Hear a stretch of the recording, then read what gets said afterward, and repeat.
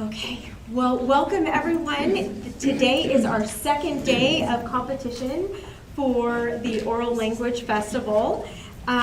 Today's competition is going to include our serious solos and our humorous duos. I'm Katie Timmons. I am your host today. I'm wearing my glasses today because yesterday I was having trouble reading. But before we begin, I would like to take just a few moments to really thank all of the people that helped to make this special event happen. So we'll start with our curriculum department. We have Frances Tucker, Lisa Holt, Lori Cousins, Lisa Lawson, and Tanya Riley. Thank you so much for putting the whole event together.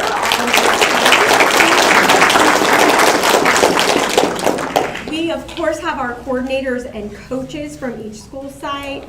Please stand and be recognized. You guys are amazing at helping all of our kiddos out. Come on, stand up. There they are. And of course, we want to recognize our families who, you guys probably have these all memorized yourselves, right? And you are probably falling asleep. You hear it in your dreams. But the dedication and help and support you've given to the students. So we definitely want to recognize all of our families. But the ones that really make it happen are our participants, our performers, who put in the best effort, the bravery, the courage, the time, the dedication, figuring out how to meet together, to work together for those duos. All of that, we really couldn't do it without all of you. So thank you so much for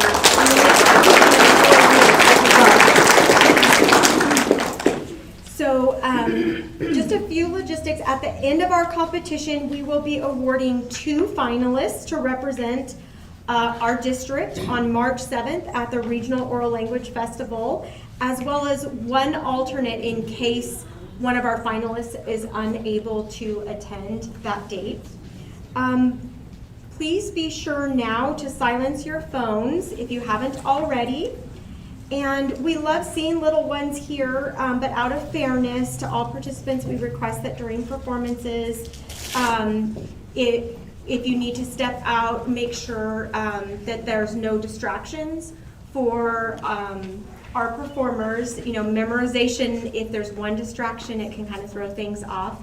So we appreciate if you could do that. If you feel like you need to cough or anything like that, please feel free to just step out for a moment. Again, so no distractions. You're welcome to come and go in between our performances. The restrooms are here through the double doors. And I will now read the guidelines and rules. Once I've read them, you may ask any clarifying questions. So our first competition today will be our serious interpretation solo. A solo interpretation is one student reciting a literary selection. This presentation should be an interpretation of a literary work and not an imitation of an actor's performance. The literature must be a published work available to all students. Selections that are found only in distributions such as organizational newsletters, the internet, video or audio recordings, and regional newspapers are not acceptable. The selection must be written by a known author. Anonymous or unknown author pieces are not acceptable. Our guidelines include that students select literature which can be presented as an oral interpretation. The literature should be appropriate for your age, the event, and presentation to a community audience. Text may be deleted from the original work to meet time requirements. However, text may not be added to or altered in any other way. Sound effects are allowed as long as it's written in the text, but may not be added. Appropriateness of both literature and mode of delivery is the responsibility of our site principals. The student should be so thoroughly familiar with the literature that the audience feels the author's intentions, thoughts, and attitudes coming out to them directly through the student. If more than one selection is used, there must be an obvious relationship and the selections must be tied together. Short transitions may be added as necessary. The student should use voice, pauses, and rate of speaking as means of interpreting the selection, using skill to gain and to keep the audience's attention. The student should be persuasive in communicating that literature. Now, specific to our solo event today, students should use appropriate and natural gestures to suggest the essence of the characters as the author saw them. And the student may move around in front of the audience as appropriate for the selection, but must remain standing. So there's no kneeling, lying down, or moving about on the floor. We do have a few point deductions that may occur that have to do with the rules. So the time the piece needs to be between 3 and 5 minutes, so there is a point deduction if it doesn't meet that time. Timing begins at the student's first utterance. The student must include the title and author in the presentation. The interpretation must be the student's and not an imitation of an actor's performance. The student is not to announce his or her name, school. No props or costumes, school uniforms are allowed. No prompting or directing from the audience. So audience, I know you have it memorized as well, but be careful that you're not moving along with them. And the selection must be memorized. And again, deduction could occur for students who do not remain standing. So we're actually going to start with our junior high performer. We have one. So our performer number 1, we're going to bring her up. She's our only one today, and then we're going to give her her award so she can get back to class. Okay? No.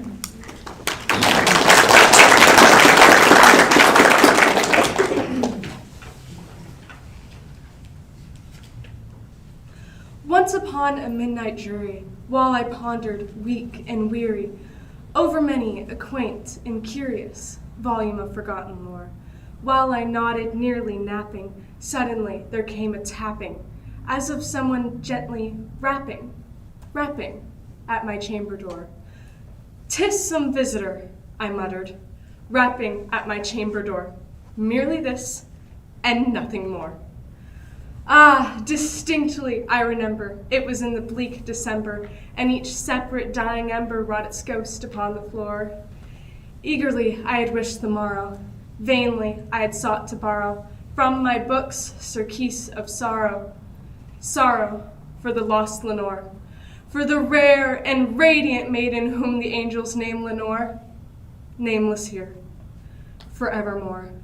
And the silken, sad, uncertain rustling of each purple curtain thrilled me, filled me with fantastic terrors never felt before, so that now, to still my heart's beating, I stood repeating, "'Tis some visitor entreating entrance at my chamber door, some late visitor entreating entrance at my chamber door, merely this and nothing more." Presently my soul grew stronger, hesitating then no longer. "Sir," said I, "or Madame, truly your forgiveness I implore, but the fact is I was napping, and so gently you came rapping, and so faintly you came tapping at my chamber door, that I scarce was sure I heard you." Here I opened wide the door. Darkness there, and nothing more.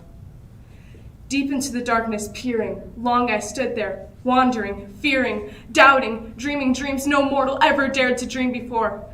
But the silence was unbroken, and the darkness gave no token. And the only word spoken was the whispered word, "Lenore?" This I whispered, and an echo murmured back the word, "Lenore?"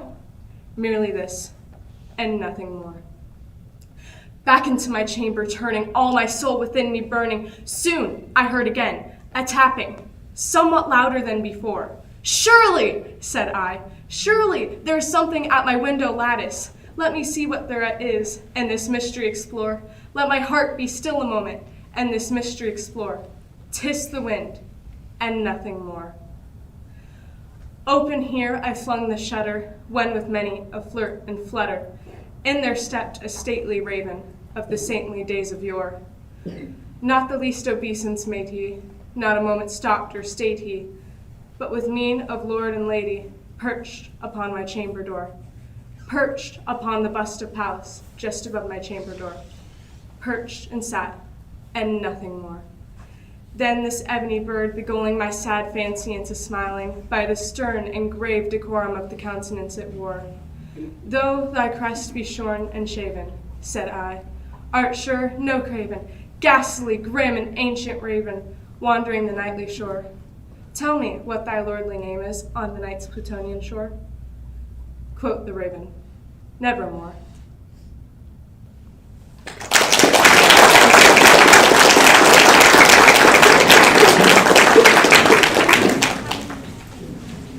All right, so that's the end of our category for our junior high.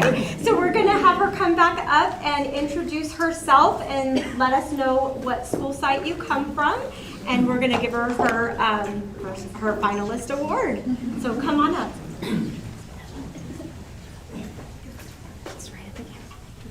Your name and your school.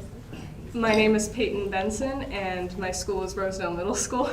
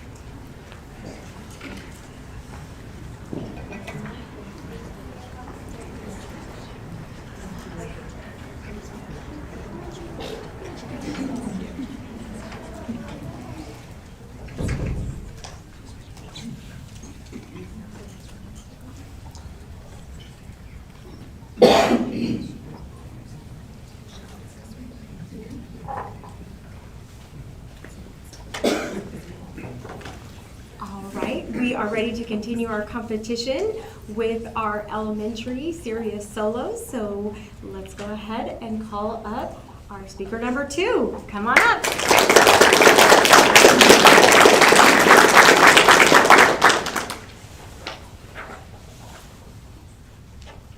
The Word Collector by Peter H. Reynolds. Collectors collect things. Some people collect stamps. Some people collect coins. Others collect rocks. Some collect art. Some collect bugs. Others collect baseball cards. Some collect comic books. And Jerome, what did he collect? Jerome collected words. He collected words he heard. My trip to Peru was perfectly pleasant. Certain words caught his attention. He collected words he saw. Willow.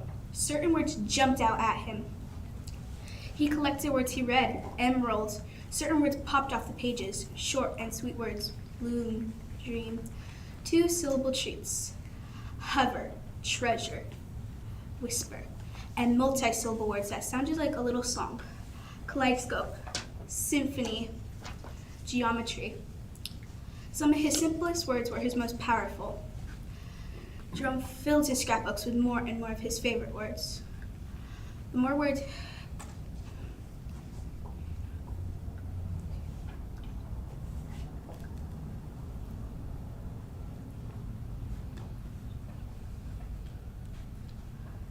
Jerome's collection grew.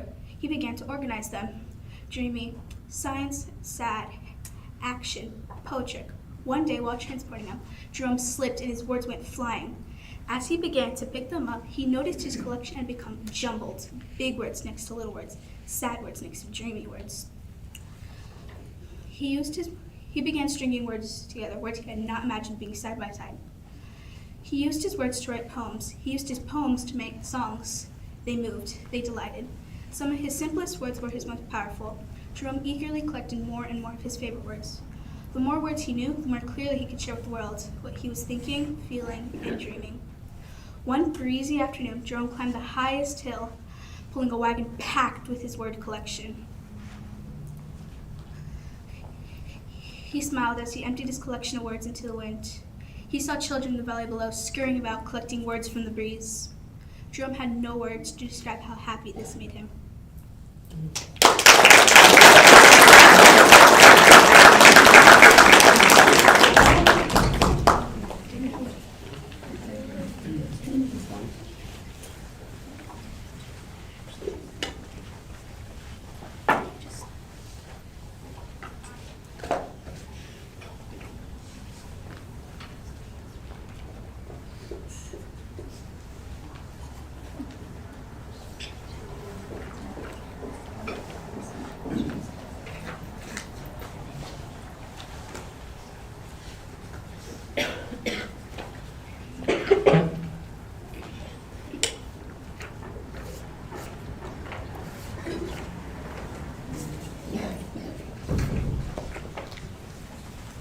Okay, we are now ready for speaker number 3. Come on up.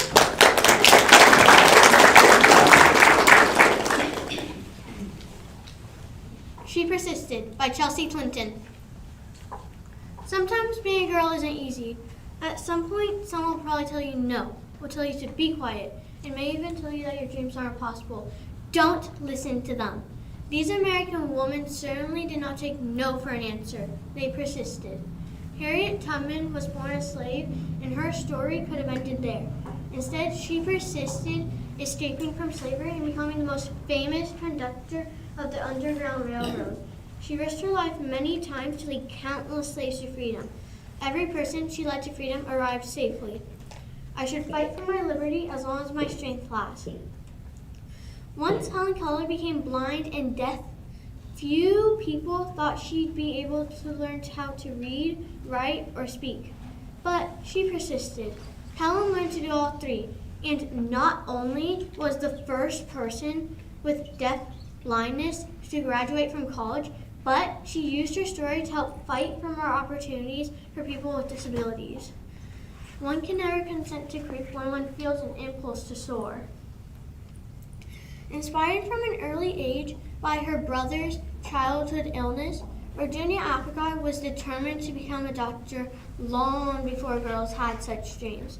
She qualified to be a surgeon, but the male head surgeon at her hospital discharged her because she was a woman.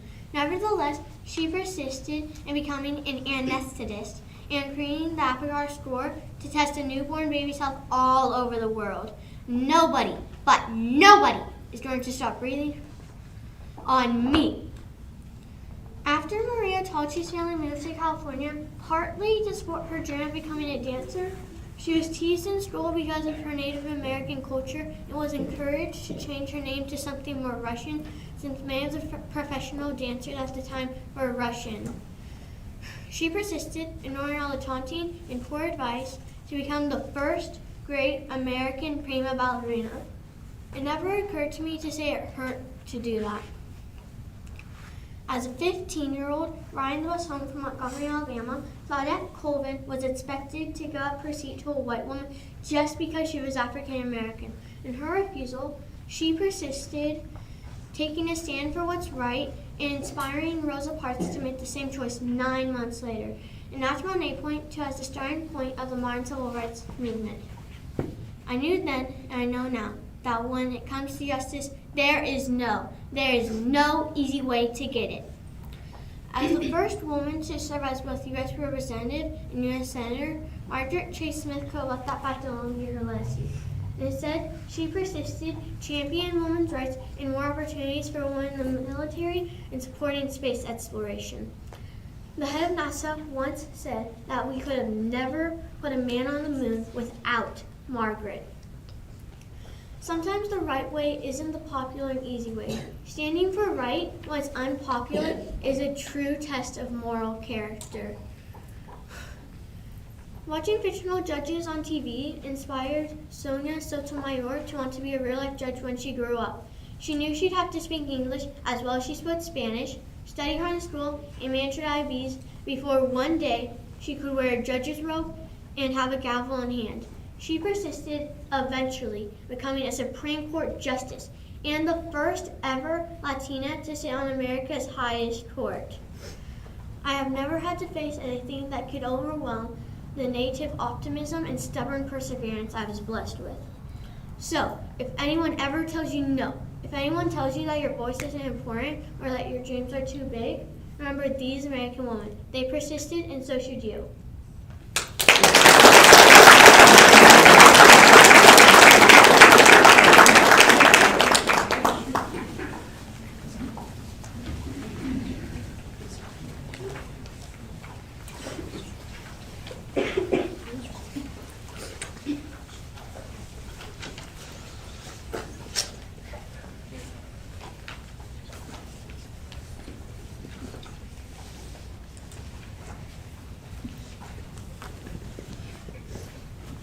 We are ready for speaker number 4. Come on up.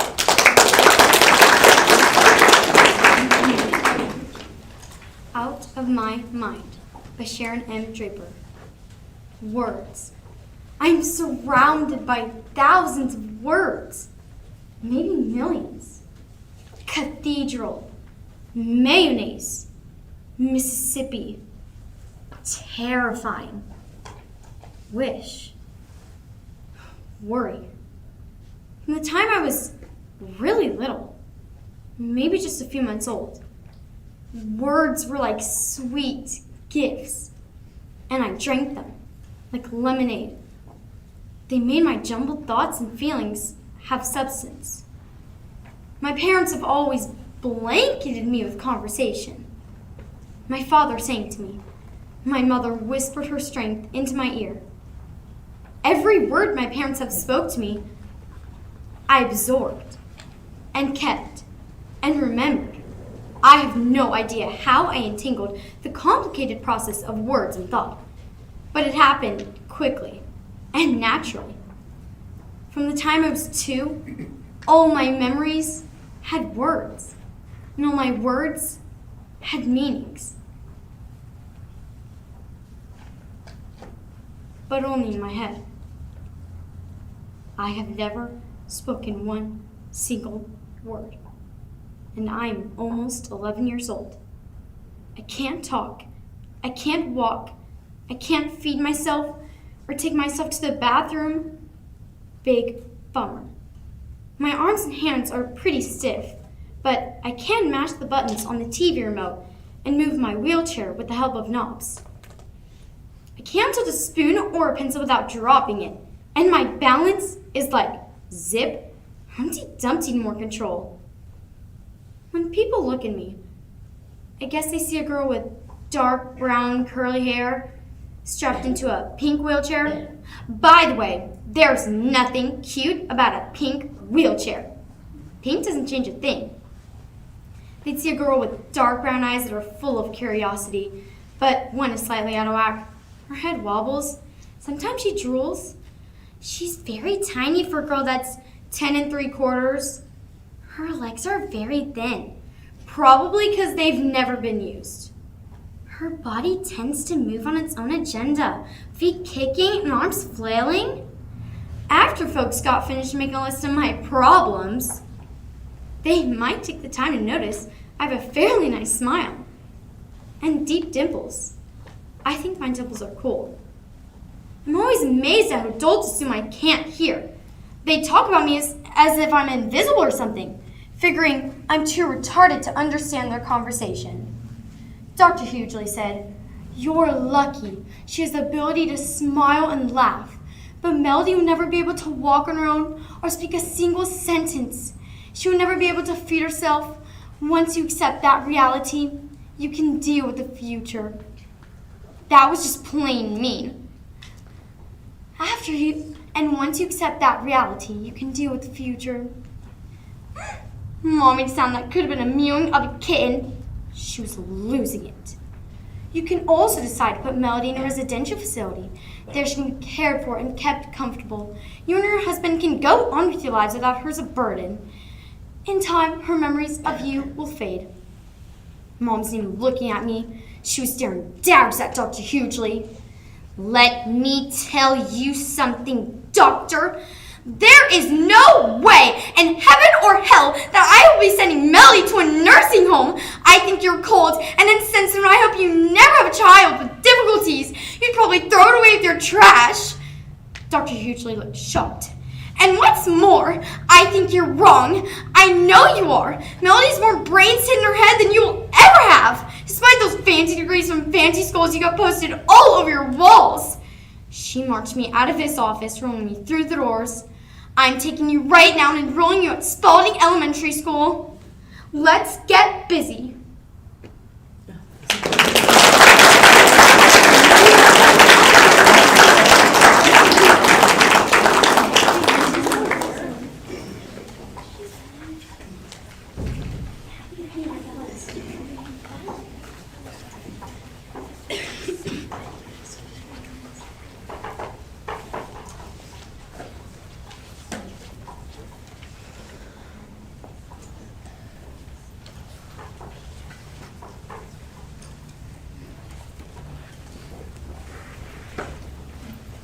We are ready for our last speaker of the category, speaker number 5. Come on up.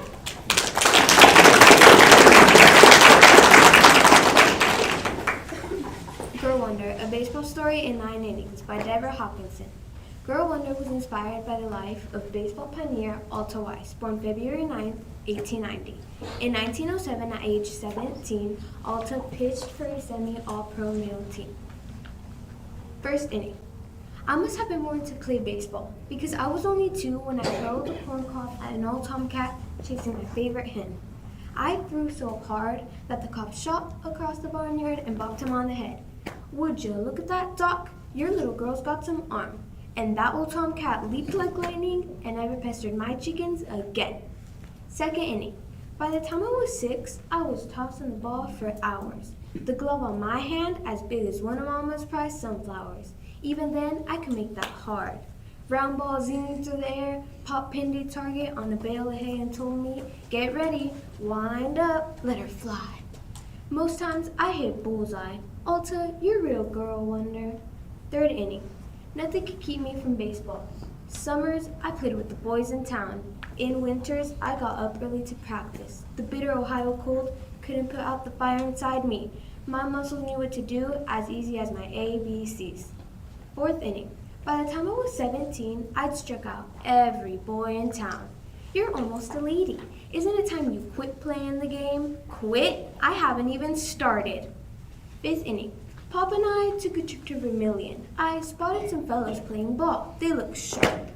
"Afternoon, gentlemen. Mind if I play?" "Sure thing. Don't worry. We'll toss it to you nice and gentle." Well, I threw that ball back so hard that their faces glowed beet red with shame. "Wow, you should play for the Independents, our town's semi-pro team. Where do I sign up?" Sixth inning. When the crusty old coach took one look at my long blue skirt, he spit on the ground. "Go home, Missy. You're a girl, and this is baseball." Go home? Not a chance. Just sign me up, coach, and sure strikeout is my middle name. I guarantee you'll sell lots of tickets. Folks are curious to see a girl play. I could read his line of thinking clear as a catcher's signs. Girls can't throw. Girls can't play baseball. But this gal just might bring in some dough. It's a deal. You've got one chance to show your stuff. You better not make a fool of me. Seventh inning. Finally, the big game. The stands are full. The coach wipes the sweat from his brow. "Sure you don't want to play right field, but I'm already on the mound. Play ball! The first batter's big. I shake off my nerves. Whoosh. 3 balls, 2 strikes. Full count. I pull on my best stuff, but crack! He hits it. It rockets right to me. My glove's in the air. I got it! He's out! Nice catch, Girl Wonder. I pitch 5 innings, play first base, final score 4-3, us. 8th inning. We keep winning all summer long. They run a special train to come see me. The girl who can throw, the girl who can play baseball. 9th inning. I play another season, even pitch in a major league stadium, and always held my own against the best. But now, my playing days are over. I went on to become a doctor, graduating in 1914 from Ohio Medical College. I was the only girl in my class. Hey girls, batter up!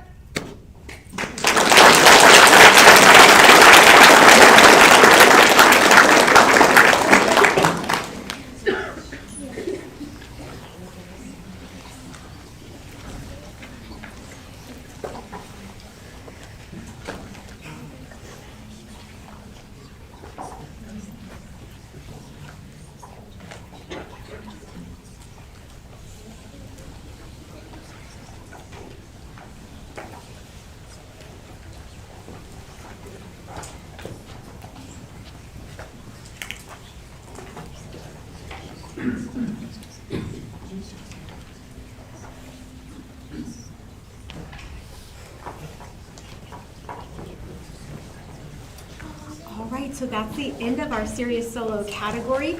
We're going to take a 5-minute break for any restrooms, or if you want to go over and take pictures with your students and performers. And so if we could be back in our seats at 9:25, we'll get started right away. Okay, thank you.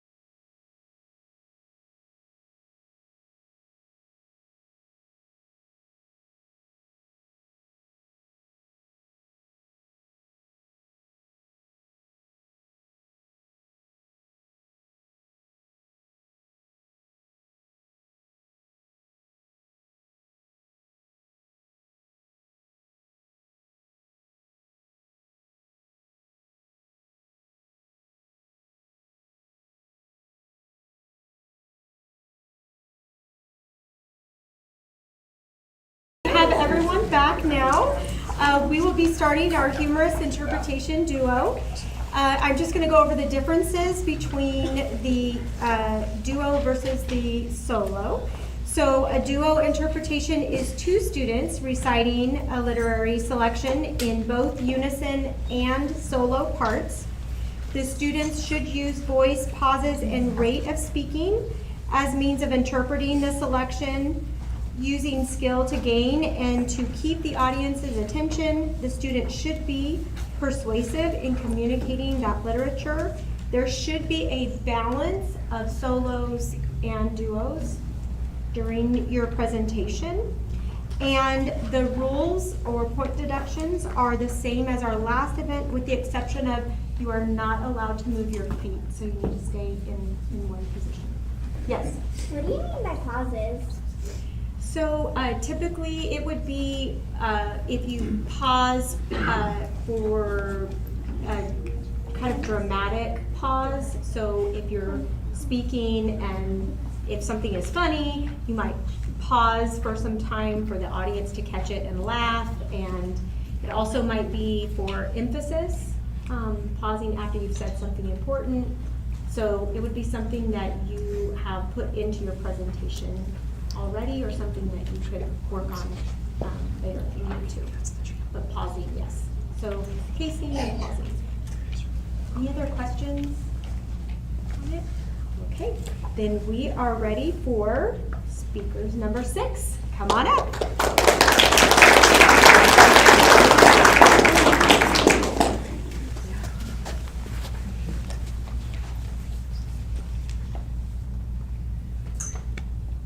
A by Chris Harris.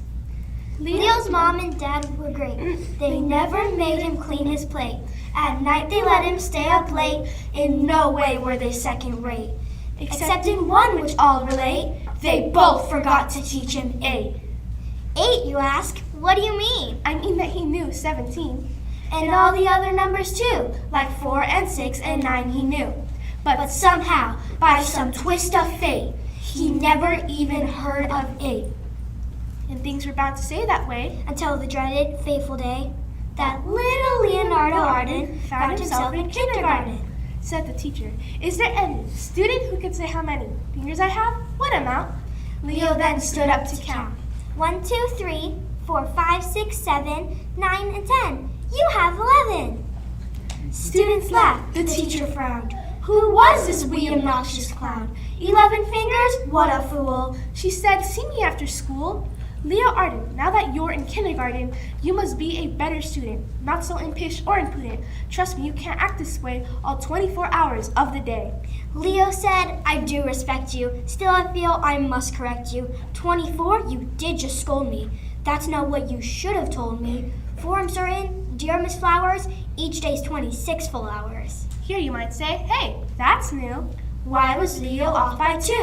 Why would that boy ever say 26 hours make a day? The explanation's clear and clean. If there's no 8, there's no 18.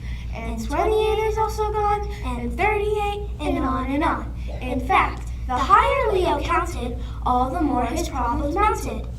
Leo's teacher thought this terror made a second counting error. Such bizarre enumeration calls for an investigation. So she asked him, Leo dear, don't you think this quarter here is worth in pennies 25? Leo laughed. Oh man alive. I'm sorry, teacher. No offense. A quarter's 27 cents. Taking note of Leo's answer, teacher then said, Dasher, Dancer, Reindeer, pulling Santa's sled. What's your number? Can you say? Leo proudly answered 9, or 10 when Rudolph's in the line. And so his answers all seemed queer. 13 months are in a year. I count 9 sides on the stop sign. A Z is letter 29. We've 55 United States. All he said, not knowing eights. But now Miss Flowers had an inkling why this boy had such odd thinking. On the board, she drew an 8. What is the shape that skaters skate? Poor Leo said, a lovely bow, 2-leaf clover, man of snow, a pair of eyes, or could it be you drew sideways infinity? His The teacher then at last could tell that little Leo, he meant well. This fact just wasn't in his brain. And so she said, may I explain? There's a number, all defined, as more than 7, less than 9. And Leo, for his mind was nimble, soon did grasp this missing symbol. 8, he said. Well, that means then, our toes and fingers, number 10, Santa has just 8 reindeer, and only 12 months make a year. The teacher smiled and said, "You're right, you've got it. Now go home, good night." And thus concludes the thrilling fate of Leo, who knew not of 8.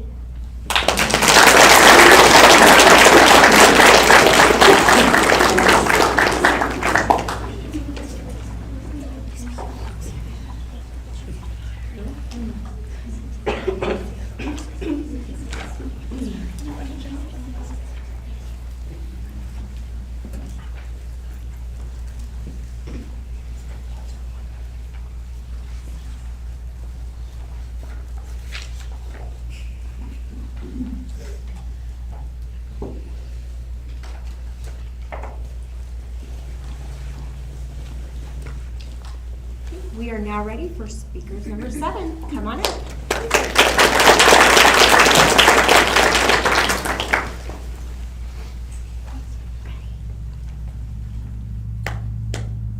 Giraffe Problems by Jory, John, and Lane Smith. I feel bad about my neck. I do. I can't help it. It's too long, Too bendy. too narrow, Too dopey. too patterned, Too stretchy. too high, Too lofty. too necky. Yes, my neck is too necky. Everybody stares at it. This guy, That guy. him, her, them, whatever that is. Her again. Yep, I feel bad about my neck. I've tried dressing it up. I've added a scarf, 2 scarves. a bundle of scarves. A mountain of scarves. I've tried bow ties, And regular ties. and both. I've tried hiding it away. I've used shrubs. I've hung out in ditches. I've stood behind trees. I spent time in the river. Other animals have necks that just work. Take a gander at the zebra's neck. Stripes always look good. So classic. Quit staring at me. Or gaze upon this elephant's neck. Strong and powerful, yet graceful. Stop talking about me. Or glimpse this lion, whose neck is adorned with a glorious mane of flowing locks. What a sight! How inspiring. Why can't I have a neck like that? Are you always this loud? My mom said I should be proud of my neck. She said other animals would love to have a neck like this. Yeah, right, no offense, Mom, but nobody wants this neck. It's a neck only a mother could love. It all makes me want to hide till the sun sets. Sheesh. Good evening. I have been admiring your neck from afar. Oh, how I wish my neck looked like yours. I'd get so much done in a day. Goodness, I can only imagine all the reaching and grabbing and looking around I'd do. I'd accomplish many of my goals for sure. Meanwhile, I'm saddled with this little excuse for a neck. Here, watch me try to stretch it out. Ugh. See, that's about as far as it goes. Pathetic, right? I'm basically neckless. You feel bad about your neck too? Yep. Huh. I'm Cyrus, by the way. I'm Edward. It's lovely to meet you, Cyrus. Can I tell you something else, Edward? Of course, Cyrus. There is a hill in the distance which you can surely see from your great vantage. I've stood on that very hill for 7 straight days now, staring skyward, watching as a single piece of fruit, a long banana, slowly changed from green to yellow, ripening. I've endured windy nights and unseasonably brisk mornings, with very little sleep, as I waited and waited, hoping against hope that the fruit would drop before me so I could sample its sweetness and nourish myself in the process. Yet day after day, I felt like such a fool as I stretched my neck toward those greedy branches, only to be limited by my own physical shortcomings. You want a banana from a tree? That's what I said, yes. Plunk. Here you go. Whomp. Oh, you made it look so easy. Munch, munch, munch, munch, munch, munch. Delectable. So that's what a banana tastes like, huh? It was worth the wait. Edward, face it, your neck is impressive. It allows you to do amazing things. For instance, you just solved my week-long banana dilemma in 10 seconds. Why, thank you, you, Cyrus. I think we have a swell neck too. It's elegant and dignified, and it works well with your shell. That means a great deal to me, Edward. Say, do you like bow ties, Cyrus? I'm not sure, Edward. I had very little experience with them. You look wonderful, Cyrus. As do you, Edward. I feel good about our necks, Edward. Thank you, Cyrus. For once, so do I. Yes, for once, so do I.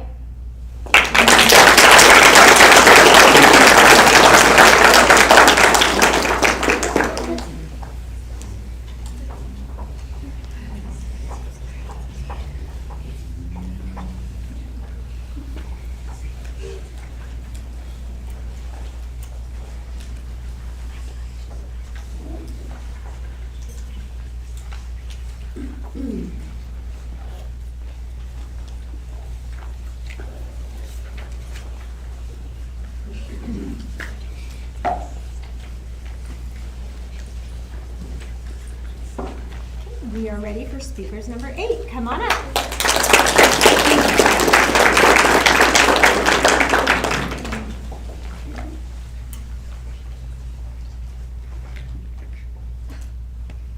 The Pout Pout Fish by Deborah Deason. Deep in the water where the fish hang out lives a glum, gloomy swimmer with an ever-present pout. I'm a pout, pout fish with a pout, pout face, so I spread the jury wearies all over the place. Blub, blub, blub. Along comes a clam with a wide winning grin and the pearl of advice for her pout to take in. Hey, Mr. Fish, with your crosstown frown, don't you think it's time to turn that frown upside down?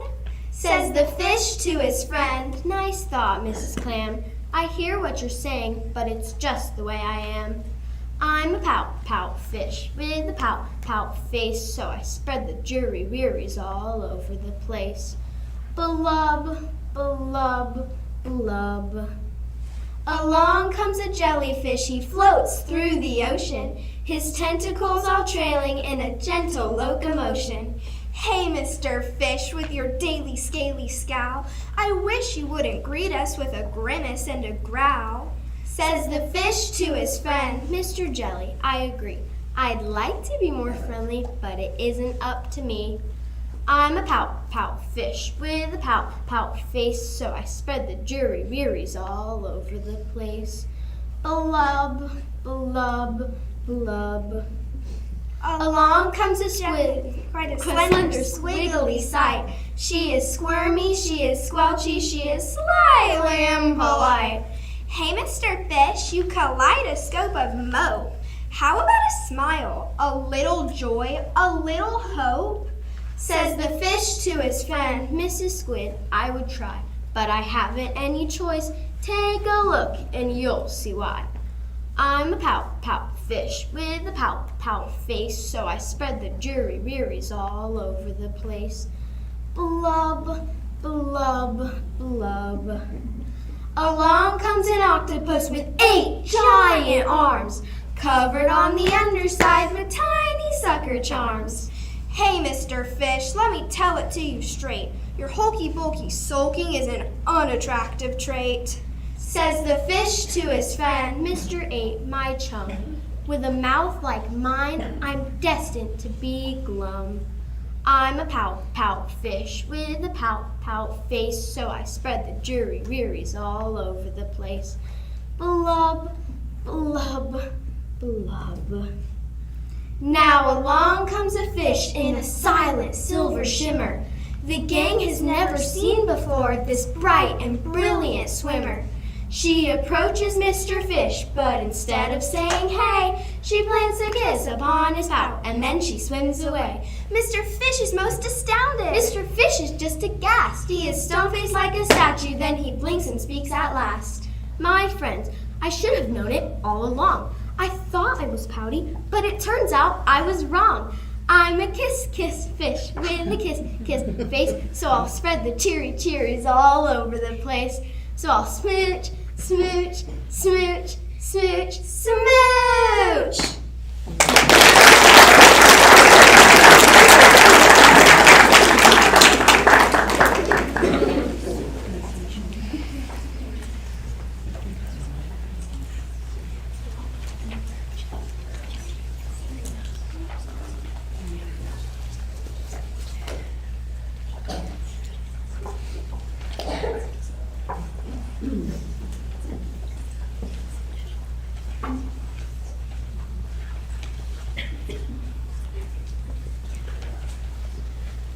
We are ready for speakers number 9. Come on up.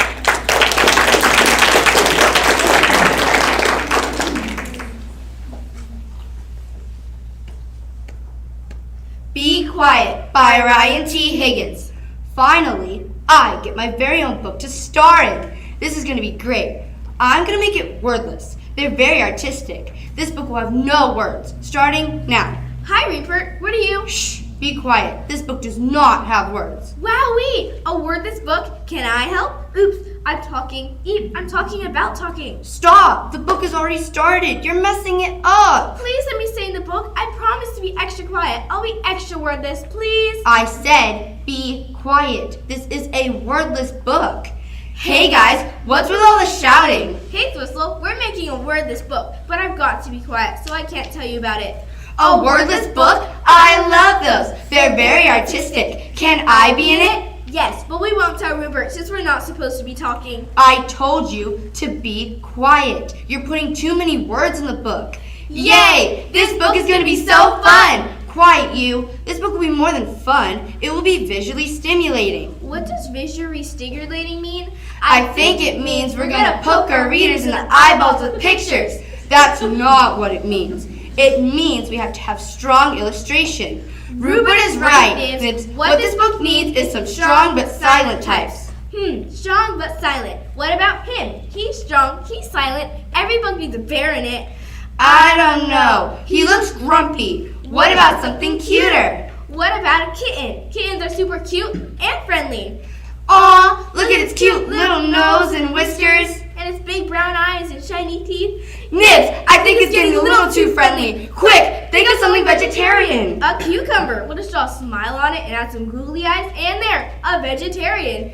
Nibs, what exactly do you think a vegetarian is? Stop filling my brilliant piece of wordless literature with nonsense and stop talking. You're not taking this seriously. Rupert is right. No more artistic stuff. Wordless books need action. We should have a silent superhero instead. We'll call him Captain Quiet. He can fight words. Pow, kaboom, blam. No, no, no. No superheroes and no automatopoeia either. I think Rupert just said I'm gonna pee.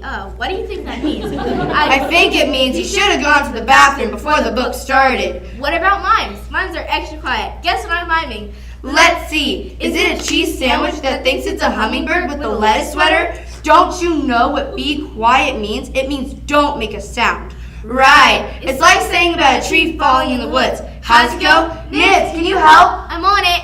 It goes something like if a tree falls on someone who isn't listening in the woods. No, that's not right. Timber! Ah! Did that tree make a sound? It was hard to tell with all the Rupert's shouting. Should we try again? Enough! I've had it. All you two do is talk, talk, talk. I can't stand it. Can't you just be quiet for just one page? What? Shh, be quiet. This book does not have words. The end.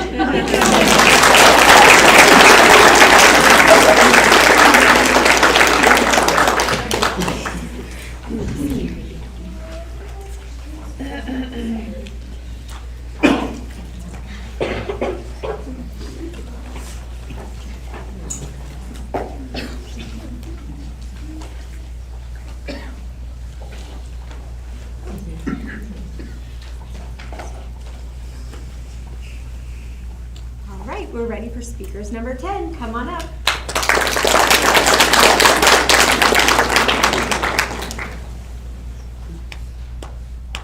The Gruffalo by Julia Donaldson.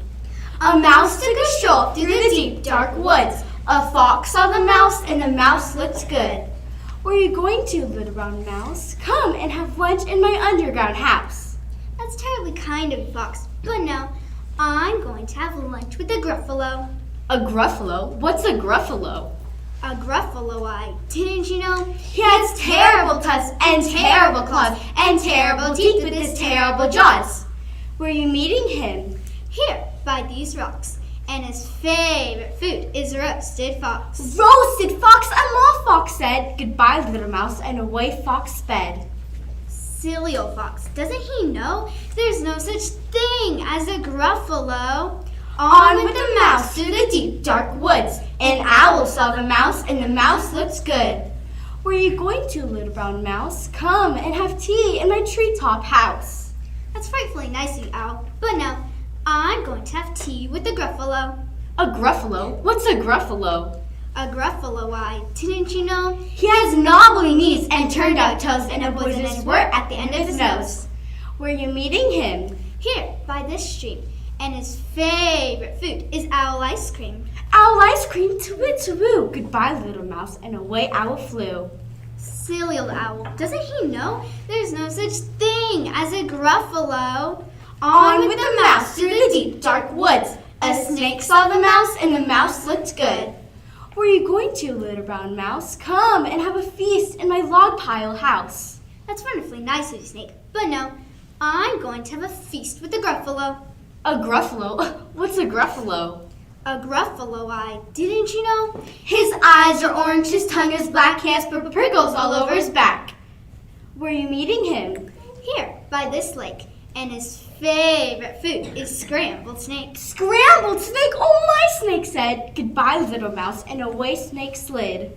Silly old snake. Doesn't he know there's no such thing as a gruffle? Oh, but who is this creature with terrible tusks and terrible claws and terrible teeth with his terrible jaws? He has knobbly knees and turned out toes and a poisonous wart at the end of his nose. His eyes are orange, his tongue is black, he has purple prickles all over his back.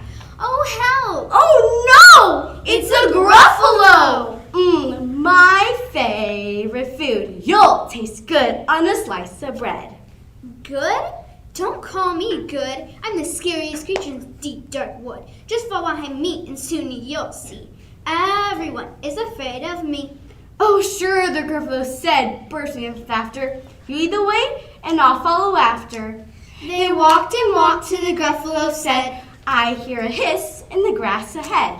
That's Snake. Why, Snake, hello. Snake took one look at the gruffalo. Oh, my snake said, goodbye, little mouse, and away Snake slid. They walked some more till the gruffalo said, I hear a hoot in the trees ahead. That's Owl, Owl, hello. Owl took one look at the gruffalo. Boo-hoo, Owl said, goodbye, little mouse, and away Owl flew. They walked some more till the gruffalo said, I hear paws on the path ahead. That's Fox, a fox, hello. Fox took one look at the gruffalo. Oh, my fox said, it's time I hid. Goodbye, little mouse, and away Fox sped. See, Gruffalo, I told you so. Everyone is afraid of me, but now my tummy's starting to rumble, and my favorite food is Gruffalo Crumble. Gruffalo Crumble, Gruffalo said, and quick as the wind he turned and sped.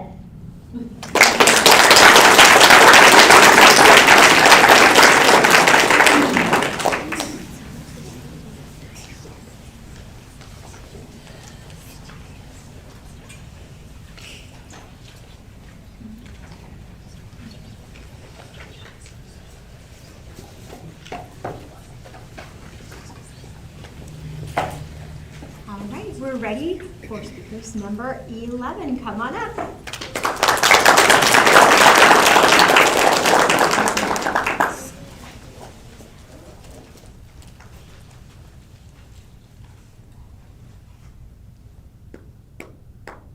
How to Raise Mom and Dad by Josh Lewin. Now that you're older, you're ready to have Mom and Dad. They mean well, but sometimes they need a hand. Be sure to wake up Mom and Dad before light. So have plenty of time to stop and sleepy before going to work. But don't go get them. It's much nicer to Shout really loud from your room. until they get up and come to you, because exercise is really healthy for grown-ups. This is totally true. Then you have to help Mom and Dad get dressed. They usually wear really boring clothes, so choose something more fun. It will help them feel better about themselves. Next comes breakfast. Mom and Dad will practically be snoozing still, so you need good energy foods, which is anything with lots of sugar. Now that you're in school, you have to teach Mom and Dad how to make your lunch. Something like from home, that came from home, like carrots or yogurt, are embarrassing at school. So if you gradually stop eating what they give you, you can work your way to chips, cookies, and pudding every day, just like me. In the car on the way to school is a good time to ask for things. Because that's when mom and dad don't have anything else distracting them. Besides, you everything's ineffective the bosses. Today we ask for a puppy. When mom says, We'll see. it almost means same as Yes. When dad says, We'll see. it means check with mom. When dad says, Absolutely not. it almost means same as Yes. If either of them says No. it means Maybe. So keep attention to Yes. After school, there'll be homework to do, but it is time to do the hardest, most complicated projects. Mom and dad will do most of the work, which is good for their brains. This is a secret. After they finish our homework, we can play before dinner. Mom always likes to say, how about a nice board game? I think they call it because he played them, You'll be bored. And Stag get piggyback right from dad. Help his back and needs to get stronger. He's always saying they're sore. Dinner can get complicated, so really pay attention. For mom and dad to stay healthy, they need to eat lots of green vegetables, but they're trying to eat less by giving more to us. So if you really care about mom and dad, yes, few green vegetables as possible. For them. During bath time, you can help mom and dad by keeping it talking by sloshing around the water while you're playing. You can also wash the floor by not using towels. To me, less laundry for them to do too. Mom and dad seem like good readers. But sometimes they mess up and skip after they read out loud. So listen hard and always tell them when they skip. Otherwise, they might realize they and feel forgot bad about about it. There are a lot of things to remember at bedtime. The more tired you are, the better you'll sleep. This is a good idea to stay up as late as possible. Also, it's our job to tire mom and dad so good. First, ask for a glass of water, even though you're not thirsty. Next, no matter your old tongue or itchy, you have to take a super long time showing them where. Then, because you've been gone so long with the itches, you'll have to kiss all stuffed animals goodnight again. Once you've done everything else you can think of, tell me when you have bad dreams. Dad will always sing to you to make them go away, which is good because he has a better voice than mom. This is totally true. Once they're tired and can totally pay attention, you can ask about the puppy again. Absolutely not. We'll see. Maybe. It's a lot of work to raise mom and dad, but at the end it's worth it. This is totally true.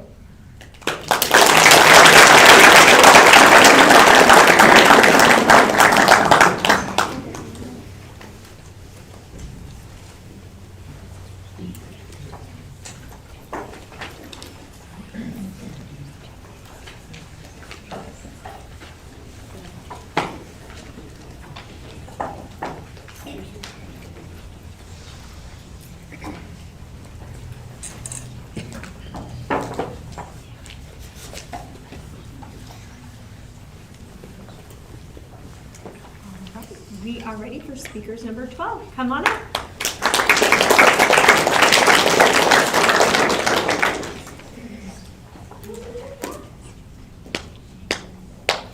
Snapsy the alligator and his best friend forever.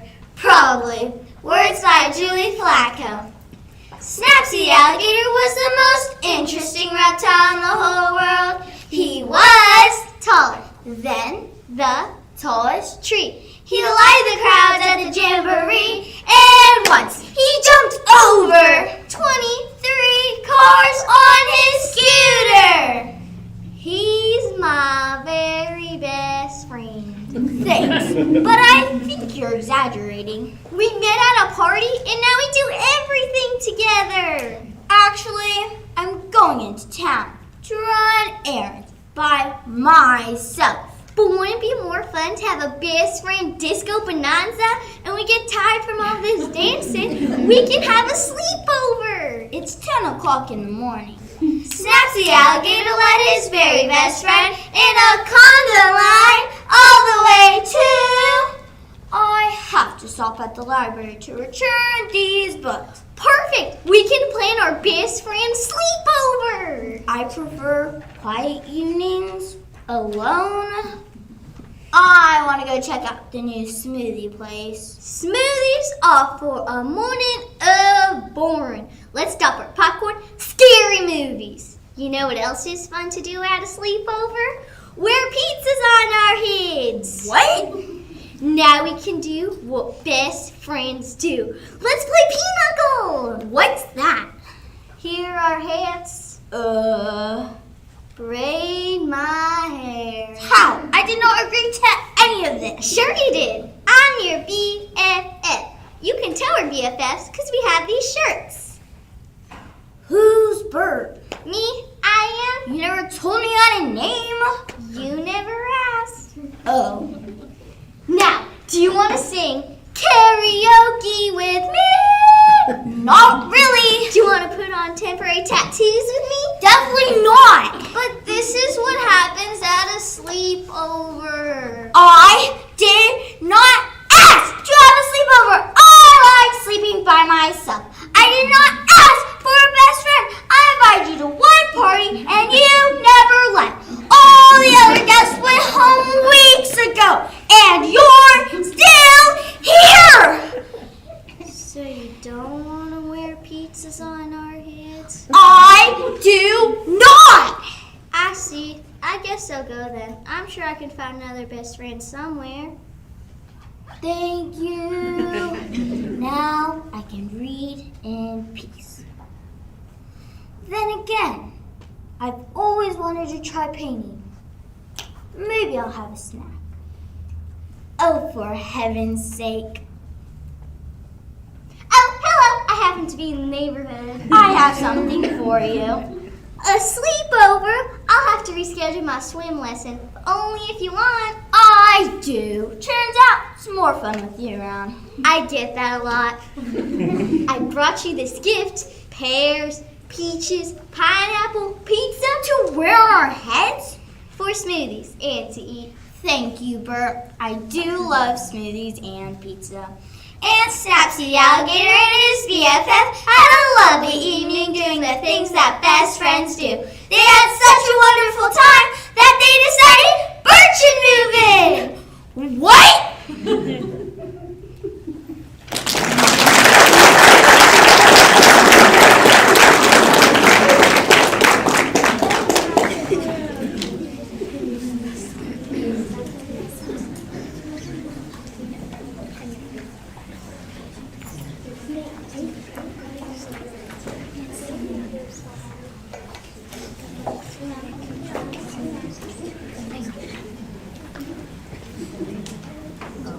We are ready for speakers number 13. Come on up.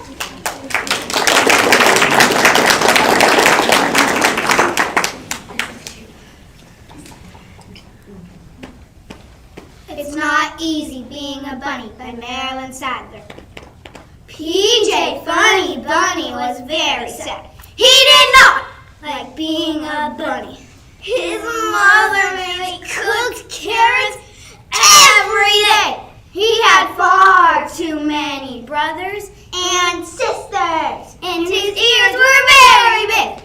One day, PJ decided to leave home. I don't want to be a bunny anymore, said PJ. I want to be a bear. And PJ went to live with the bears. But when the bears went to sleep for the winter, PJ could not sleep at all. Living with the bears was not very exciting. So PJ said, I don't want to be a bear. I want to be a bird. And PJ went to live with the birds. PJ liked being a bird until he tried to fly. So PJ said, I don't want to be a bear or a bird. I want to be a beaver. And PJ went to live with the beavers. But the beavers like to work very hard. PJ did not like to work hard at all. So PJ said, I don't want to be a bear or a bird or a beaver. I want to be a pig. And PJ went to live with the pigs. But all the pigs like to do was sit in the mud. So PJ said, I don't want to be a bear or a bird or a beaver or a pig. I want to be a moose. And PJ went to live with the moose. But PJ could not make good moose calls. Moo, moo. So PJ said, I don't want to be a bear or a bird or a beaver or a pig or a moose. I want to be a possum. And PJ went to live with the possums. But the possums like to hang upside down. Hanging upside down gave PJ a headache. So PJ said, I don't want to be a bear or a bird or a beaver or a pig or a moose or a possum. I want to be a skunk. skunk, and PJ went to live with the skunks. It did not take PJ very long to realize he did not want to be a skunk. So PJ said, I don't want to be a bear, or a bird, or a beaver, or a pig, or a moose, or a possum, or most of all, a skunk. What I really want to be is a bunny. So PJ hurried home. The funny bunnies were very happy to see him, and he was very happy to see them. That night, PJ ate all cooked carrots, played with every one of his brothers and sisters. He was so happy to be a bunny again, he did not care that his ears were very big. At least everyone can see that I'm a bunny, said PJ, and not a bear, or a bird, or a beaver, or a pig, or a moose, or a possum, or a skunk.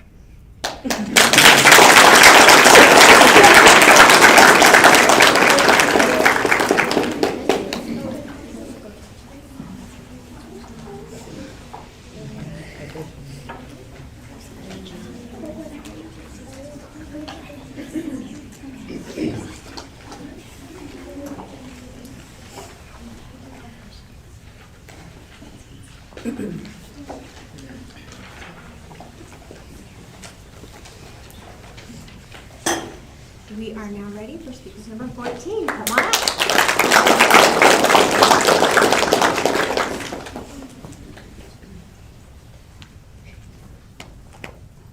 How to Raise Mom and Dad by Josh Lerman. Now that you're old, you gotta help me with Mom and Dad. They mean well, but sometimes they need a hand.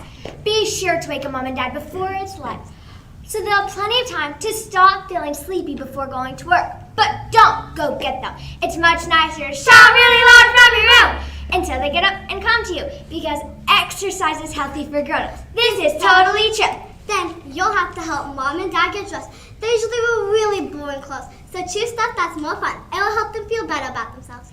Next comes breakfast. Mom and Dad will probably be practically snoozing still, so they'll need some good energy foods, which is anything with lots of sugar. Now that you're in school, you'll have to teach them how to make your lunch. Things that are okay from home, like carrots and yogurt, are embarrassing at school. If you gradually stop eating what they give you, you can get to chips, cookies, and pudding every day, like me. In the car on the way to school is a good time to ask for things, because that's when Mom and Dad don't have anything else bothering them. Besides, when you ask for things, it makes you feel like we're the bosses. Today we're gonna ask for a puppy. When Mom says, we'll see, it means almost the same thing as yes. If Dad says, we'll see, it means he's going to choke with Mom. When Dad says, absolutely not, it means almost the same thing as yes. If either of them say no, it means Maybe, so keep on asking until it turns into yes. After school, there will be homework to do, but if sign up to do the hardest, most complicated projects, Mom and Dad will do a lot of the work, which is good for their brains. This is a secret. Once you finish your homework, you can play before dinner. But Mom always likes to say, have it a nice board game. But I only think they're called that because when you play them, you get bored. Instead, get piggyback rides from Dad. This will help his back and knees get stronger. He's always saying those stuff. Dinner can get complicated, so pay attention. For Mom and Dad to stay healthy, they have to eat lots of green vegetables. But they're always trying to eat less by giving more to us. So if you really care about Mom and Dad, eat as few green vegetables as possible, so there'll be more for them. During bath time, you can help keep the tub clean by sloshing around the water while you're playing. You can also wash the floors by not using a towel when you get out. This means less laundry for them to do too. Mom and Dad seem like good readers, but sometimes they mess up and they skip parts when they read out loud. Listen hard and always tell them when they skip. Otherwise, they might realize they don't and feel bad about it. There are a lot of things to remember about bedtime. Since the more tired you are, the better you'll sleep. It's a good idea to stay up as late as possible. Also, it's our job to tire out Mom and Dad, so they'll get a good night's sleep. First, ask for a glass of water, even if you're not thirsty. Next, come into your room and tell them you're itchy. You'll have to take a super long time showing them where. Since you were gone so long with the itches, they'll have to kiss all your stuffed animals good night again. Once you've done everything else you can think of, tell them you're having bad dreams. Dad will always say to make your bad dreams go away, which is good, because he has better singing voice than Mom. This is totally true. Once they're tired and can pay total attention, it's a good idea to ask about the puppy again. Absolutely not. We'll see, maybe. It's a lot of work to raise Mom and Dad. But in the end, it's worth it. This is totally true.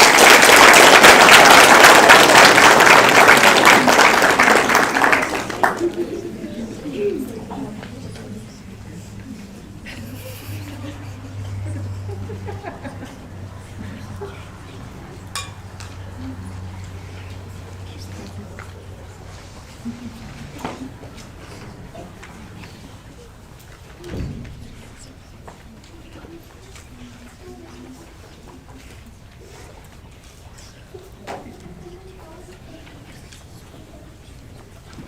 right, we are ready for speakers number 14. Come on up.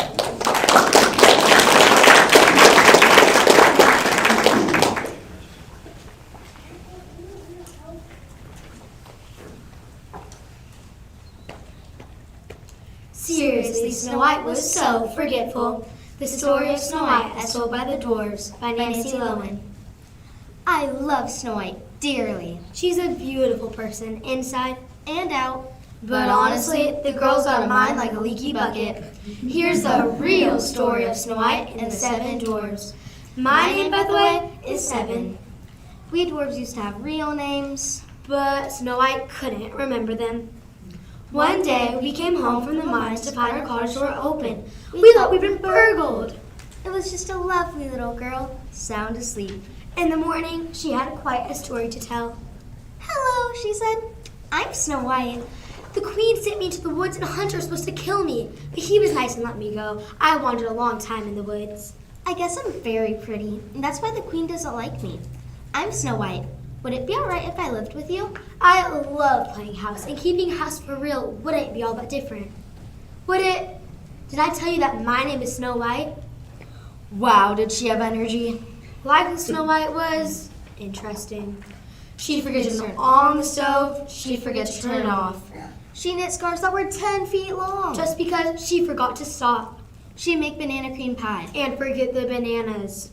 On the bright side, she laughed at all of our jokes. And she never complained about anything. Years passed. Snow White grew up, but she didn't really change. She remained her sweet, charming, forgetful self. Then one day, Five heard a rumor. The queen knows Snow White is alive, he told us. The magic mirror spilled the beans. We gave Snow White orders to stay inside the cottage. She was not to open the door to anyone. We knew the evil queen would try to hurt her. But Snow White quickly forgot. Twice we came home to find Snow White lying on the floor. It was clearly the work of the queen. The first time, she couldn't breathe. She had a brand new corset that was laced too tightly. The second time, she had a poison comb in her hair.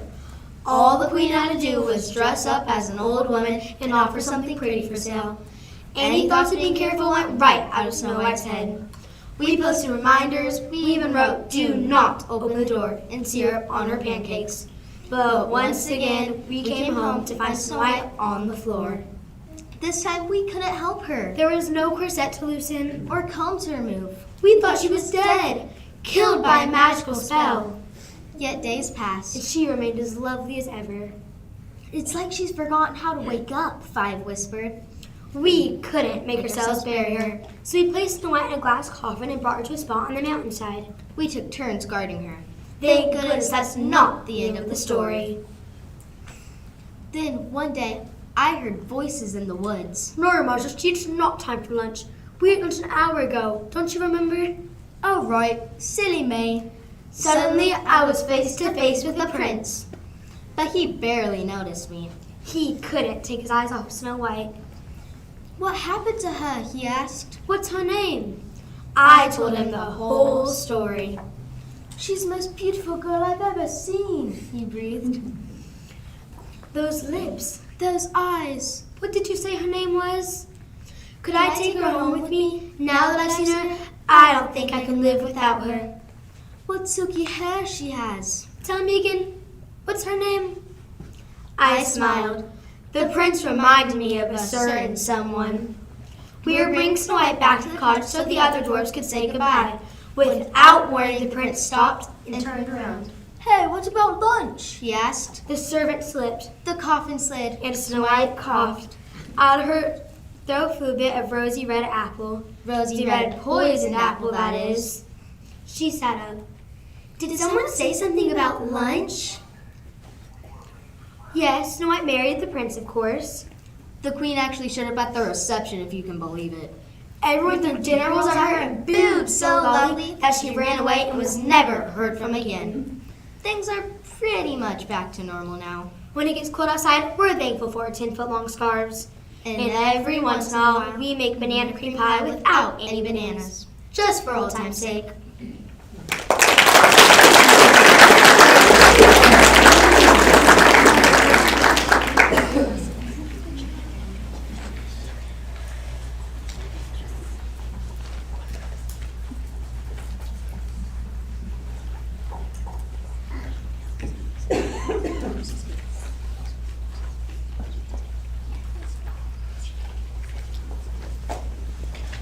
All right, we're ready for our last performers of the day. Speakers number 16, come on up.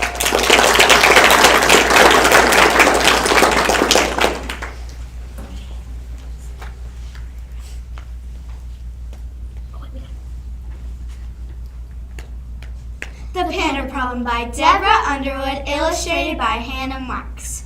Once upon a time, there was a panda who lived in a beautiful bamboo grove. But the panda had a big problem. No, excuse me? I don't have any problems. Lovely view, lots of bamboo to eat, sunny day. What could be better?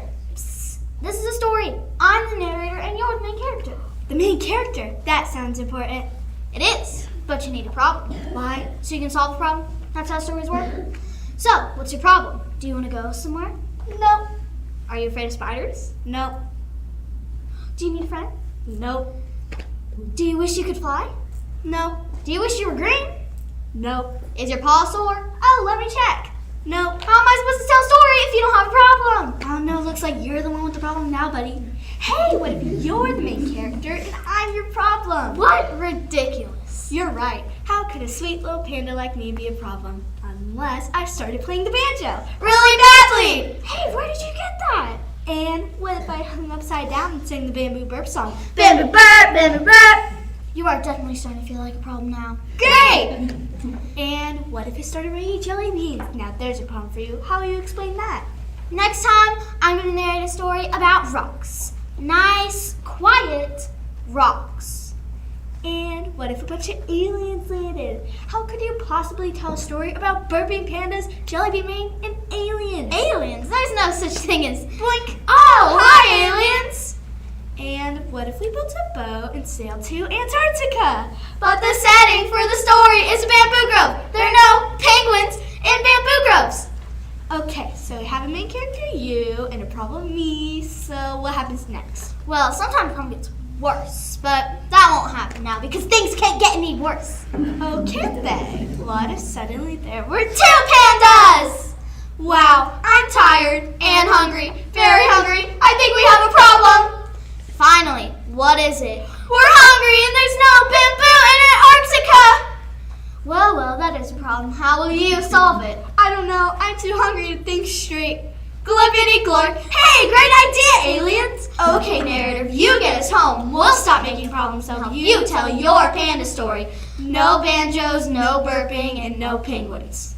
Really? Well, all right. Together, the pandas and aliens came up with a great plan.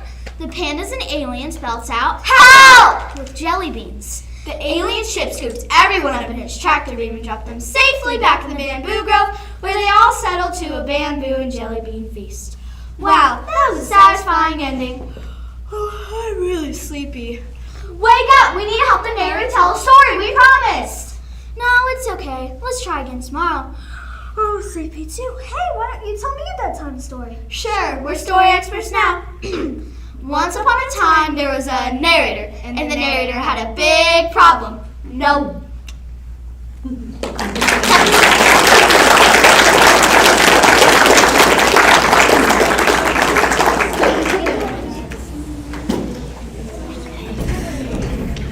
Wow, those were incredible.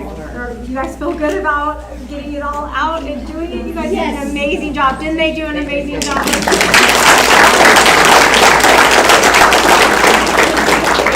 So, with the competition complete, we're going to excuse our judges so they can make their very difficult decision.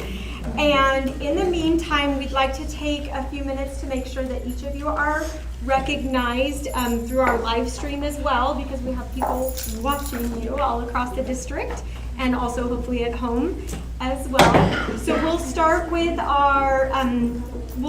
this side of the room, and we'll have you stand and just line up over here, and we'll have you come up to our mark on the floor, and if you could just say your name and what school you come from. If you're a duo, if you'd like to say that together, you can do that as well. But we'll start on this side of the room first, and then we'll move to that side of the room next. Okay, so we'll go ahead and get started doing that. So you line up this way.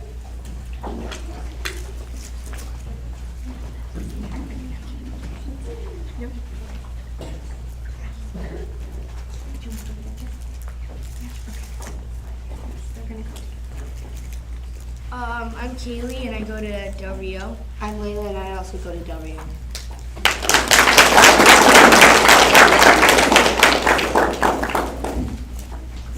Hi, I'm Annabelle Dara and I go to Del Rio.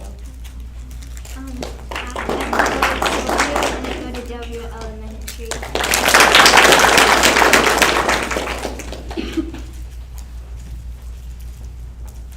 I'm Sofia Garcia and I'm Deja Ornelas.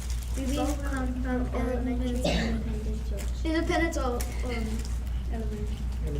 Independence Elementary School.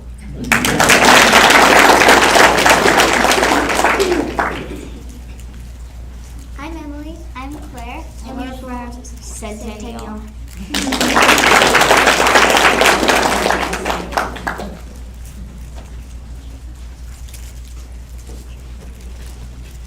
Hi, I'm Hayden. Hi, I'm Madison. And we're from Patriot Elementary.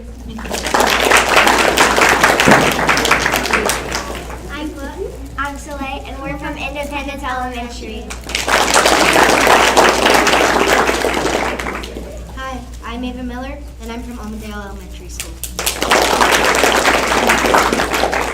I'm Cora Franciotti, and I'm also from Almondale Elementary. Hi, my name is Charlotte Copeland. Hi, my name is Sylvia Bucker, and we're from Rosedale North Elementary.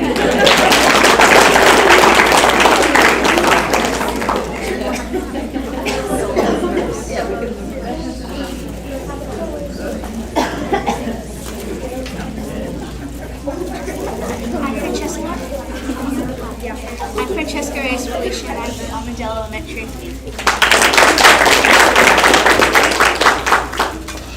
Hi, I'm Lillian, and I'm from Independence Elementary School. Hi, I'm Gwen Grader from Centennial Elementary.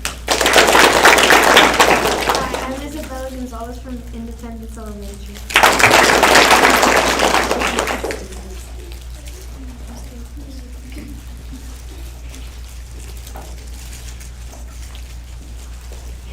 Hi, I'm Elsie Maynard, And I'm McKenna Wright. and we're from American Elementary.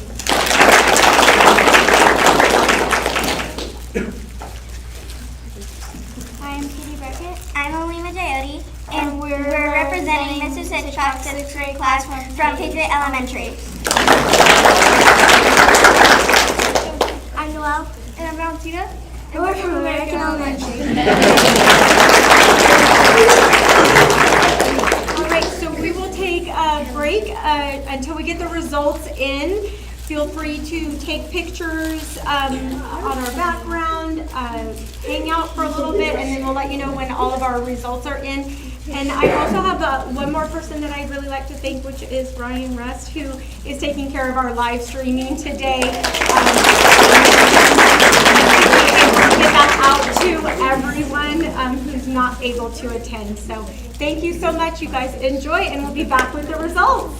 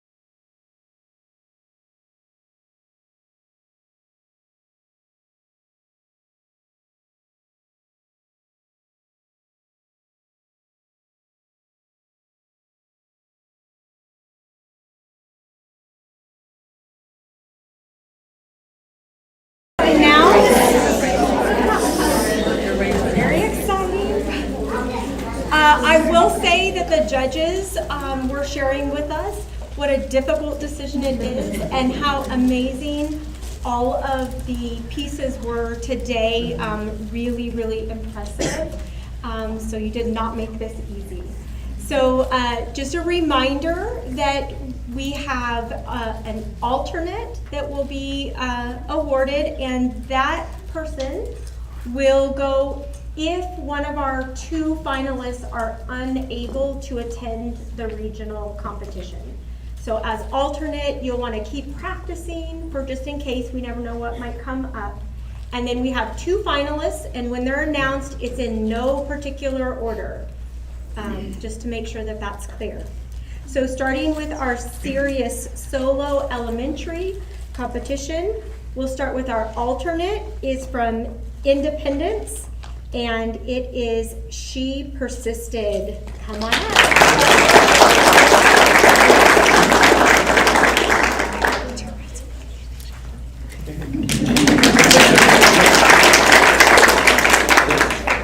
I'm gonna put my glasses back on. Okay, and then our first of 2 finalists in the serious solo is from Centennial, Out of My Mind.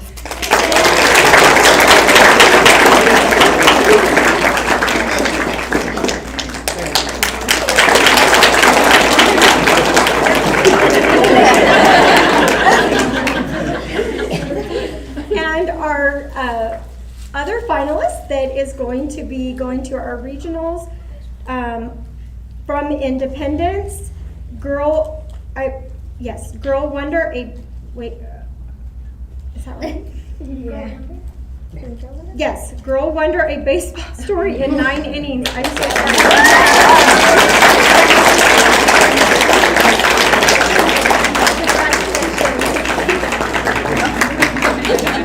so sorry. Maybe I don't need the glasses. I don't know what's the matter.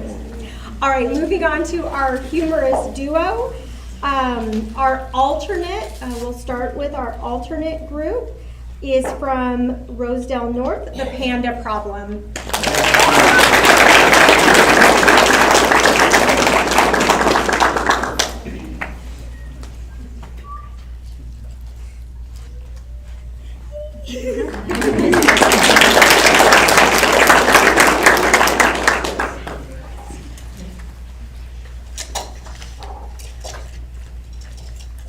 And again, in no particular order, the first of our 2 humorous duos is Snapsy the Alligator and his friend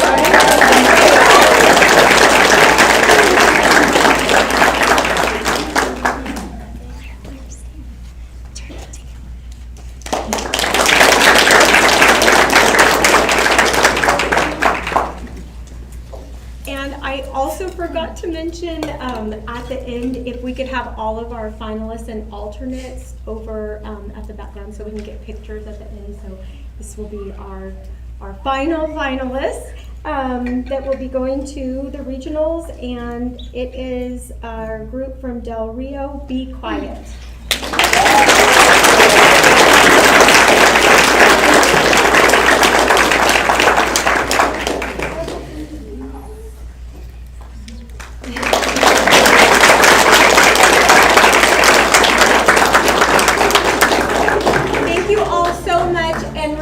If you are not one of the finalists or our alternates, you made it very difficult. We hope that you continue to participate in our Oral Language Festival. Keep going. You're amazing and incredible, and we would love to see you back again next year. Thank you again, audience.